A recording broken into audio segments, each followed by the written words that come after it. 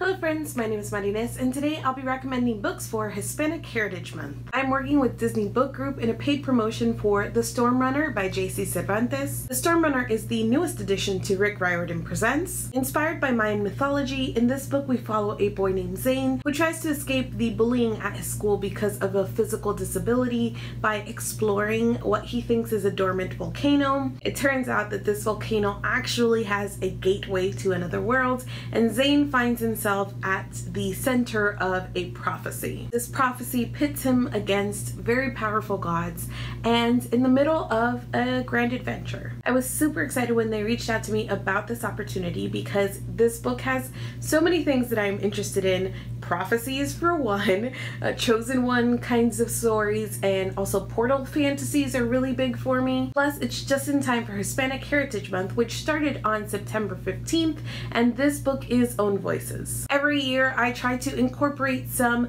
books by Hispanic or Latinx authors for Hispanic Heritage Month, and I always do it under the hashtag Hispanic Heritage Reads. I also like to encourage people to do the same, to pick up at least one book by a Hispanic or Latinx author in order to incorporate into their reading across this month, which goes from September 15th to October 15th. This book actually came out today, September 18th, so if you want more information about the book or some links on how you can obtain it, I'll leave all of that down in the description. I've also got some additional recommendations for you guys, so hopefully this will help you pick a book for Hispanic Heritage Month. First up is a book that I've been talking about nonstop since I read it at the beginning of this year. I mentioned it several times at BookNet Fest 2 weekends ago on some panels, but it just is a wonderful book that has left a really lasting impression on me, and that is The Poet X by Elizabeth Acevedo. This is told in verse, and it's about Xiomara, who is a Dominican American girl growing up in New York City, and throughout this book, she's just kind of coming into her own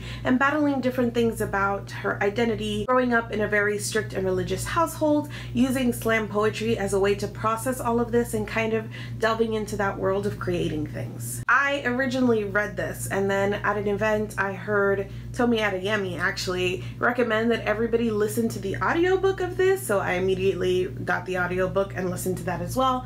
But Elizabeth Acevedo is a slam poet, and she reads her own audiobook, and it is incredibly moving and just a really interesting experience, especially to read it or receive the story in exactly the way that she wanted and the kind of rhythm and all of that. So I highly recommend this book in general, but if you can obtain the audiobook, I think it is a really special experience, and it's something that if you've been meaning to get around to, this is the perfect time to finally pick it up and experience The Poet X for yourself. Next up is Certain Dark Things by Silvia Moreno-Garcia. I could just as easily put in Signal to Noise by Silvia Moreno-Garcia, which is another one of her books. I love them both, I think, equally. This is a vampire book, and it follows two main characters. So one is Domingo, and he is a kind of a street kid who is trying to just eke out a living by collecting things in the street, and he comes across this Aztec vampire named Dactyl. In this book, vampires are a known entity, but there is a lot of infighting between the different factions of vampires. Dactyl's family is killed by a rival faction of vampires, and she has to run away, basically get out of the city in order to live, in order to escape with her life. And she comes across Domingo, and they kind of pair up in order to run away from these vampires that are now hot on their trails. I really enjoyed the story, and the more that time passes, the more that I realize how much I enjoyed it. I think I had some quibbles with it when I finished, but it's just something that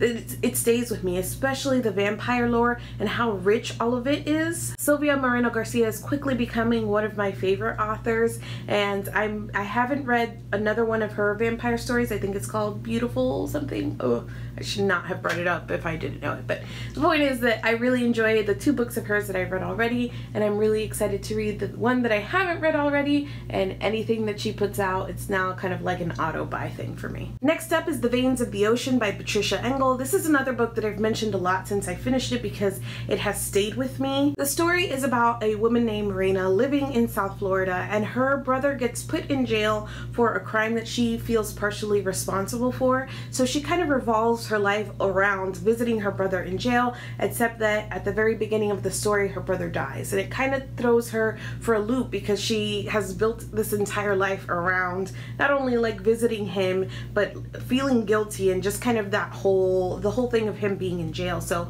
once he passes away, she kind of has to restart her life, and she does so by moving to the Keys. It's a story that doesn't have a very strong plot. It's more about her learning to be herself and dealing with the guilt that she has that was around the crime and her brother being incarcerated. I loved this book because it is beautifully written, and it has a lot to do with that theme of like healing and grief and guilt. And I love the setting, not only because it's in Florida, but because a big part of this story is the ocean and kind of the community that she gets into in the Keys and how that all ties together in her culture. The setting is super rich, the themes are great, and the writing is beautiful, and again, it is just something that really has stayed with me. Next up is one of my all-time favorites, and that's The Shadow of the Wind by Carlos Ruiz Zafon. It follows Daniel, who's the son of a bookseller, and his father takes him to what is known as the Cemetery of Forgotten Books. Here, it's kind of like a tradition that you get taken to the Cemetery of Forgotten Books and you choose a book to rescue, basically. Daniel chooses a work and becomes obsessed with the author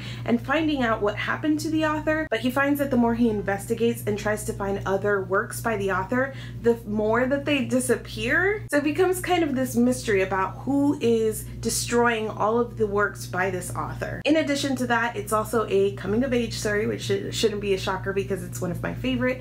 I love the cast of characters in this, and I love Barcelona as a setting. Again, it is super rich and very place and setting heavy. It's definitely kind of a slow, winding story, and one that I was in for originally because of the mystery, because I wanted to know what's going on. But the more that I read and it kind of ambled along, the more I realized that this is more, I think, about the characters and the setting itself, and the mystery kind of pushes their growth and development. This is a great read for fall too, I think, because it is so atmospheric and beautiful. Next, I'm going to recommend a book that I just finished reading, and that is Dactyl Hill Squad by Daniel Jose Older. This is in the Civil War era, but it's a reimagining, and it's got dinosaurs that you can ride on, and I don't know if I need to say anything else to sell that to you, but it is a great book if you want something that's a little bit more on the adventure side. It's middle grade, so it's super fast and easy to read. It's got a great little cast of like scrappy orphans at the heart of it, and I just had a really fun time reading it. It was easily digestible, but it's very smart in the way that it reimagines things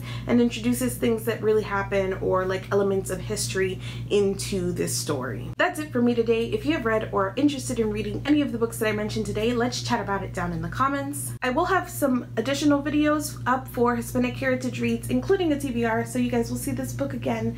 I'm super excited to settle down into some reading now post Book Net Fest and for Hispanic Heritage Month. So thank you again to Disney Book Group for sending this my way and for sponsoring this video. Thank you guys so much for watching, and I will see you guys soon. And I do not recommend books that I have not read, because I feel like I can't recommend something to you that I don't know because I haven't read it.